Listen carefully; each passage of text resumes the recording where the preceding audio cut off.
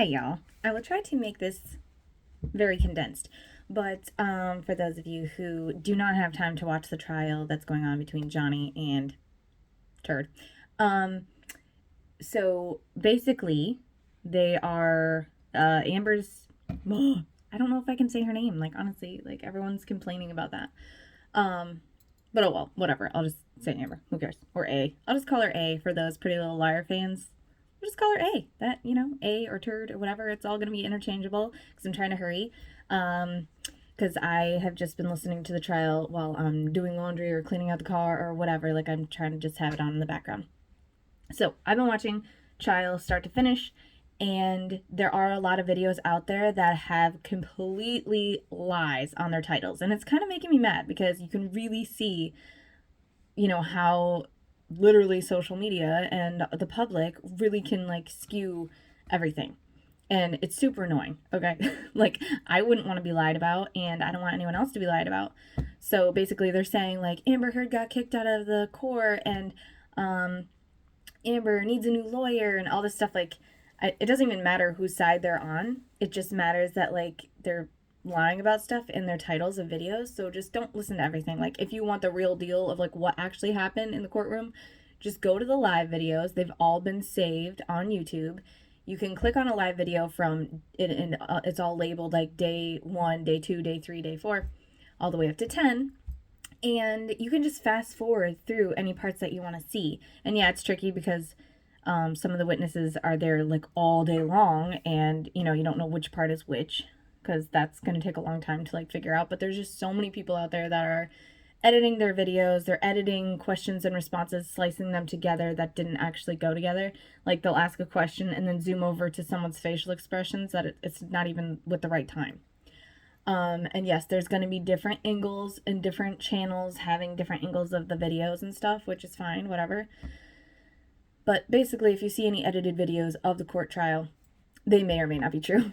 They may or may not be how they actually happened. Incredibly Average is a channel that I got a lot of audio from as far as like hearing raw footage of Amber and Johnny's fights, which are super important to what really happened, to kind of put the pieces together of like who's really lying, because it's literally their raw actual fights.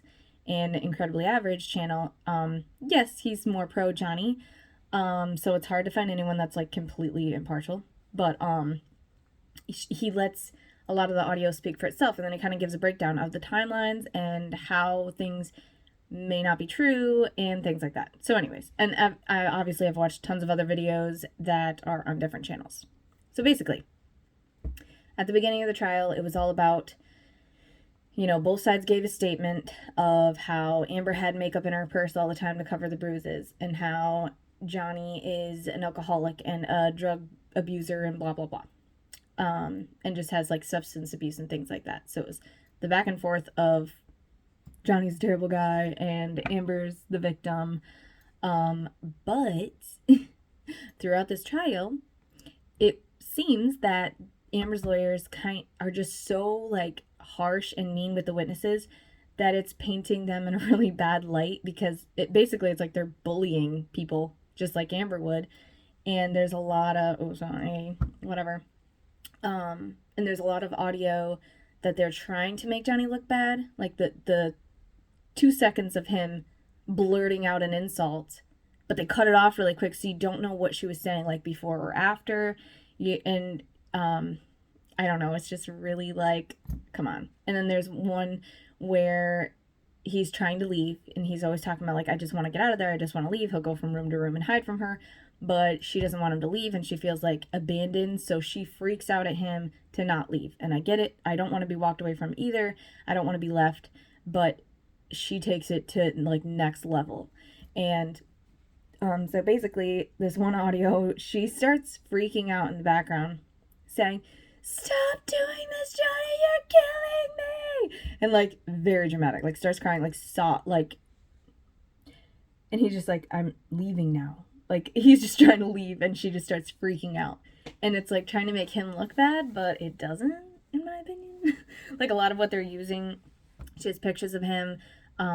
They kept saying, "You're passed out, drunk, on the couch, aren't you? With ice cream in your lap." And he was like, yeah, Amber put that on my lap, knowing that I was on the nod, meaning he was going to fall asleep from the opioids that he was taking. And he's fully admitting, yes, he had an opioid problem. Yes, he does drink. And yes, he does, do other drugs or whatever. And he's not denying that. So, yeah, that might be like bad on him. He has a problem and he tried to get detoxed from it. And I don't think she was actually helpful. And then they're trying to also use against him the kind words that he's saying. So he's, talking Amber up, being kind about her, giving her compliments to her family, and they're trying to say that he's like a bad person for that, or trying to say like she is actually so wonderful because he's complimenting her. To me, it just seems like, well, he's a really nice guy to look over all the problems, and they probably were really in love, but a lot of toxic relationships are like a push and pull where they love each other, they hate each other, they love each other, they hate each other. And it's kind of normal, honestly, in those kind of relationships where they can't live without each other, but they can't live with each other, basically. And let's see. So it is mind-numbing listening to these trials. So if you don't have the time, totally get it. It's very mind-numbing because they ask the same questions over and over again, and they kind of badger the witnesses. But so far, all in all, we've heard audio tapes, which I totally suggest you listening to if you want to know like who's doing what, of Amber being like, oh yes, Johnny, tell the world that I, Johnny Depp, am an abuse victim or something like that. I don't know the exact words. I'm sorry, I can't remember. But basically, like, yeah, tell the world that, you're a victim. He's like, yes. And then yes, I am.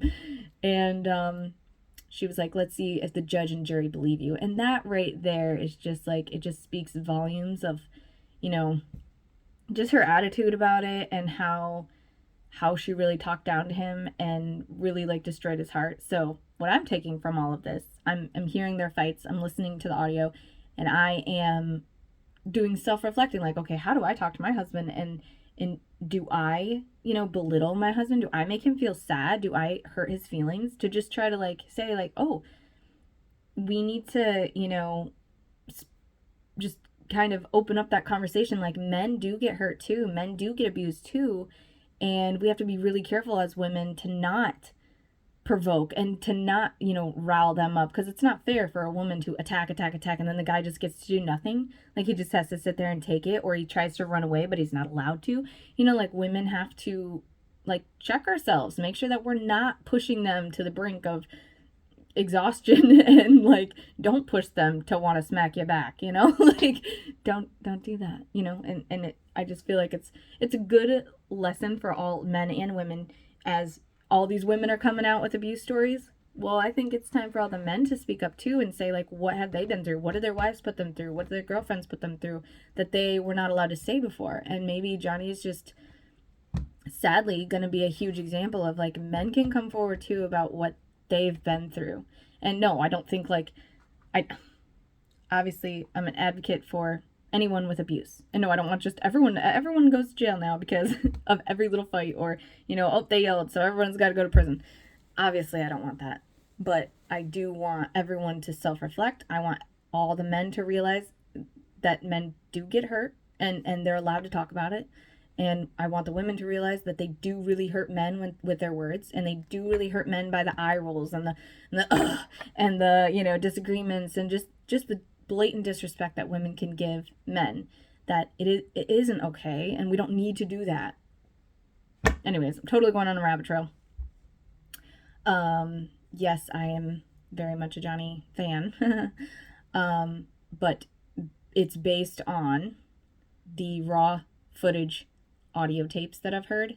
I've heard the way she speaks to him, and I'm just so not okay with it. And I can tell because A, I'm a woman. B, I've known a lot of women like her.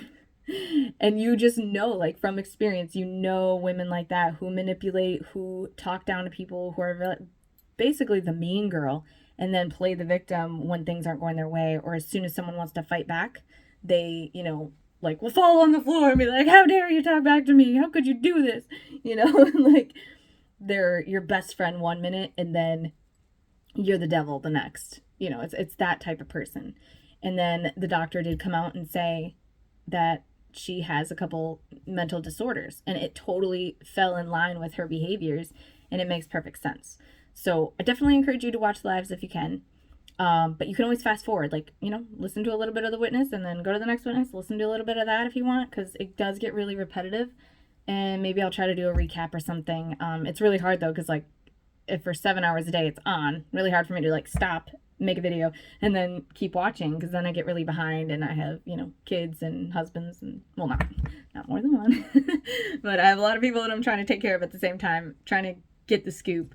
But I definitely encourage you to listen to Incredibly Average's videos on YouTube, because he does a great job at like clipping it for you and giving you the breakdown, timelines, and raw audio footage that's not as edited and clipped together, because it's obvious that in social media it's very easy to take a video, clip it, and edit it together.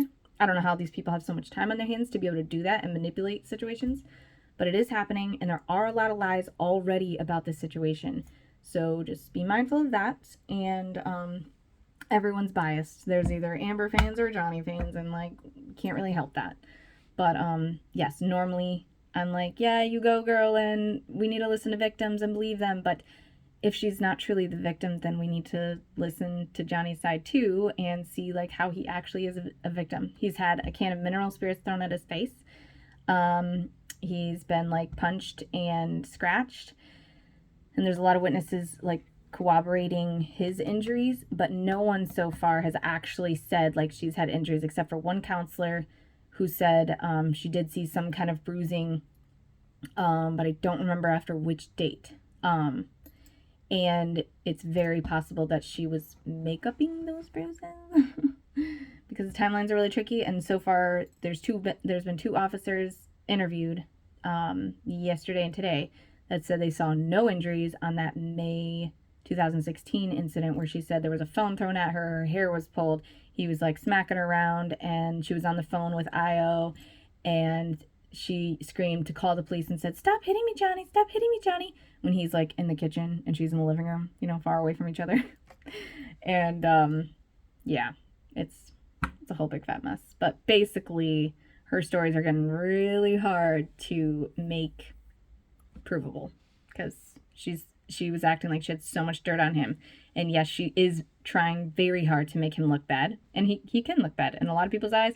He just looks like, a drunk and a druggie, so then they're gonna say like, well, he can't be believed because he's been on drugs and alcohol the whole time, he doesn't even know what he did. And they kept trying to say he's like blacking out and all this stuff.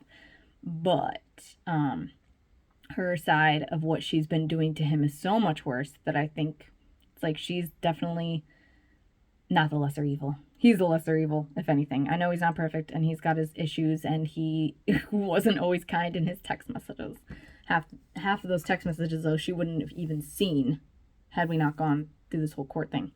So a lot of the damage he was doing was like not even to her necessarily. So anyways, bye.